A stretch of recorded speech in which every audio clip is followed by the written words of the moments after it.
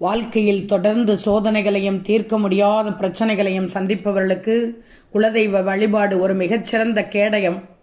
குருவை மறந்தாலும் குலதெய்வத்தை மறக்காது என்ற பழமொழிக்கு ஏற்ப நம் முன்னோர்கள் வழிபட்ட தெய்வத்தின் அருளாசி இருந்தால் மட்டுமே மற்ற தெய்வங்களின் அனுக்கிரகம் உங்களுக்கு கிடைக்கும் என்பது ஐதீகம். அந்த வகையில் எந்தெந்த நாட்களில் குலதெய்வத்தை வணங்கினால் இரட்டிப்பு பலன் கிடைக்கும் என்பதை தெரிந்து கொள்ளுங்கள்.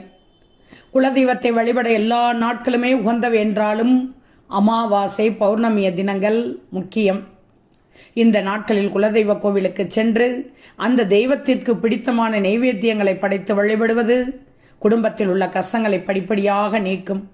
தொலைதூரத்தில் கோவில் இருப்பதால் அடிக்கடி செல்ல முடியாதவர்கள் தங்கள் வீட்டிலேயே தினமும் காலை மாலையில் குலதெய்வத்தை மனதார நினைத்து நெய் விளக்கேற்றி வழிபடலாம். இது கோவிலுக்கு சென்ற அதே பலனை தரும். கிழமை வாரியான வழிபாட்டு ரகசியங்கள் என்ன தெரியுமா?